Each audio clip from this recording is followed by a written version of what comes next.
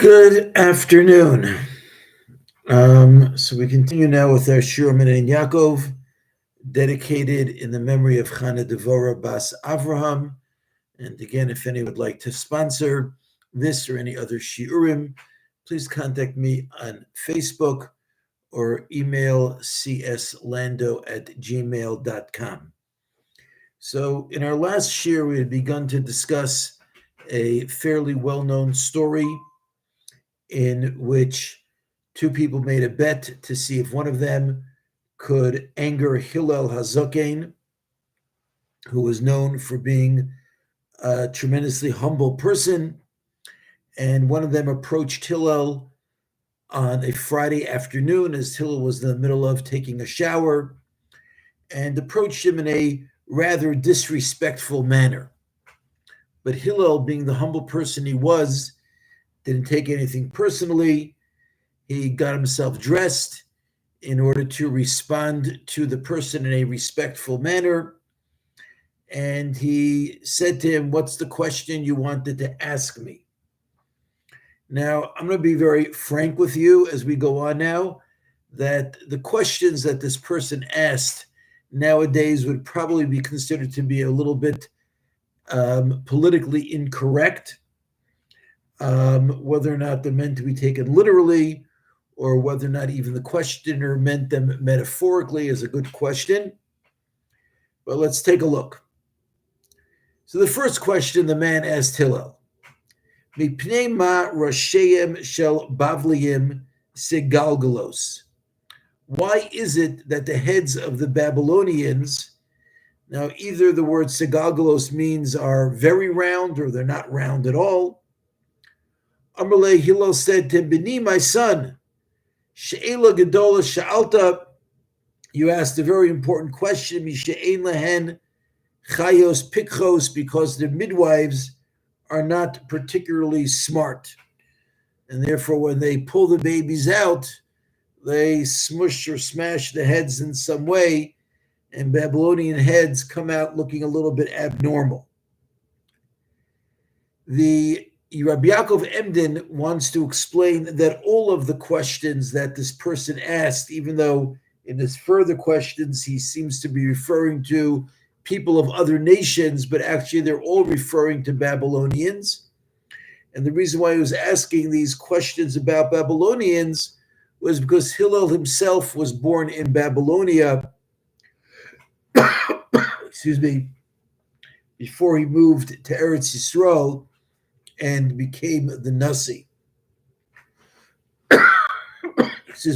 So Halach, the man left. And again, keep in mind, this is Friday afternoon. Hillel had been interrupted in the middle of his shower, asked a fairly ridiculous question, and then off he went. V'imtin sha'achas, he waited a few minutes. Chazar, and he came back. V'amar, and he said, Mikan Hillel, where's Hillel, where's Hillel? Again, approaching Hillel in a disrespectful manner. Nesatef v'yatzo l'kraso, Hillel got himself dressed again and came out to greet him. Amar le, Hillel said, Beni, my son, ma'at mavakesh, what is it that you are seeking?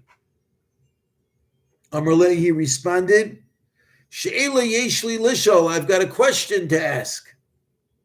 Amar le, Hillel said, Sha'al b'ni sha'al, ask my son, ask.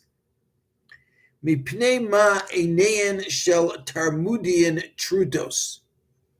Why is it that the eyes of the people of Talmud are soft? Amar le, again Hillel responded to him respectfully, B'ni, my son, she'ela gedal sha'alta, you've asked a very great question. Because they live in a very sandy area, and therefore that's why their eyes develop differently than people in other places. Holach, again this questioner went off. V'himtin shah achas, he waited a short period of time. Chazar, and he came back. Varmar, and the scene repeats itself. Mikan Hillel, where's Hillel, where's Hillel? And Satef again, Hillel got himself dressed. The Yotzel the Krasa went out to greet him. Amrle Bini Ma'at Mavakesh. He said, my son, what do you seek? Amrle She'ela Yeshli Lishol, I've got a question to ask. Amrle, he said to him, Sha'al Bini Sha'al, ask my son, ask. Mipnei Ma Ragleim Shel Afrikiim Rechavos. Why are the feet of people in Africa wide? Amrle, he said to him, Bini, She'ela Gedola Sha'alta. My son, you've asked a very great question. Because they live in swampy places. Amrle, the man said to him, She'elos harbe yeshli lishol. I've got a lot of questions to ask. Umisyare ani, but I am afraid, shematichos, maybe you'll get angry. So Rav Kook points out over here that this was the man's kind of last-ditch effort to really get under Hillel's skin. By raising the specter of Hillel possibly getting angry, this was the way that he hoped that he would finally get Hillel angry. Why? He says, listen, there's a lot of people who are really full of themselves, but they're so full of themselves that they try to act as if they're the most humble people in the world. And in his mind, he thought that's what Hillel was trying to pull off until now, because he had been trying everything he possibly could to anger Hillel, and Hillel wasn't getting angry. But he knew that if Hillel really had an ego, but was just faking it until now, saying something to Hillel like, oh, but I think you've really got a temper, if Hillel really did, that's the one thing that would set him off. The fact of the matter is, Hillel didn't. Nisatef v'yashav lefanav. Now, Hillel had already got himself dressed, but now he realized he was with this guy for the long haul. So Hillel got himself properly dressed, sat down, and Amrle, Hillel said to him, Kol she'elos sheyesh lach lishol sha'al. All of the questions that you want to ask, go ahead and ask. Amrle, the man said to him, Atu Hillel shekorin oscha nasi liYisrael. You're the Hillel who is called the Prince of Israel? Amrle, Hillel said, yes.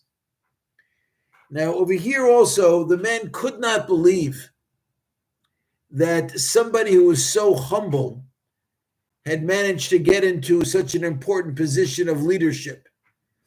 He was used to leaders being cutthroat types of people.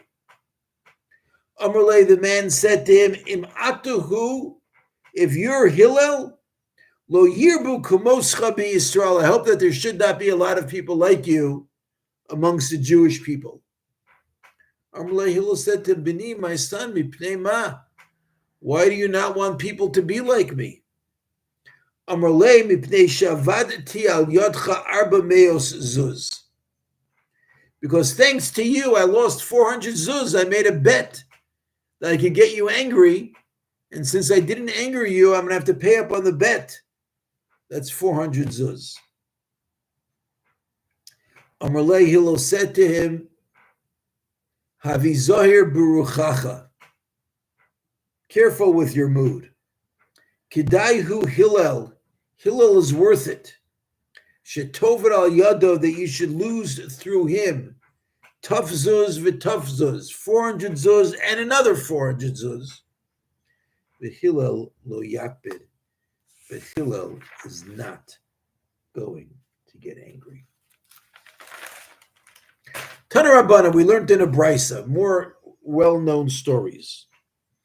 Maisa benachri echad, there was a story with a non-Jewish person, sheba lifnei Shammai, who approached Shammai. Amrle, kama toros yesh lachem. He said, how many Torahs do you have? Amrle shtayim, he said, we have 2. Torah shebiksav, the written Torah, the Torah shebipal peh, and the oral Torah. Amarle, the man said, shebiksav ani ma'amincha.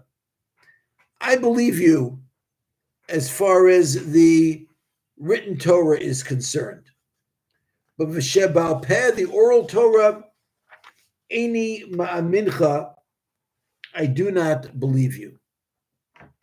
So, Gaireni, I would like you to convert me. Amanas shetilamideni Torah shebiksav, on condition that you will then subsequently teach me the written Torah. Meaning, I want to convert, I want to become Jewish, but I only want to know the oral Torah and not the written Torah. I'm sorry, the written Torah and not the oral Torah. Go'arbo, Shammai shouted at him, Votzio bin Azifa, and kicked him out angrily. Bolifnei Hillel, he came in front of Hillel, Gaire, and Hillel converted him. Yom HaKama, the first day, Amarle, Hillel started to teach him the letters of the Hebrew alphabet, and he showed him the letters Aleph, Beis, Gimel, Dalet. L'machar, the next day, Apachle, he scrambled the names of the letters. Amarle, so the man, the ger said to him, Va'etmol lo amart li hachi. Yesterday you didn't say that to me. Amarle, so Hillel said to him, La v'lai didi kasamachta.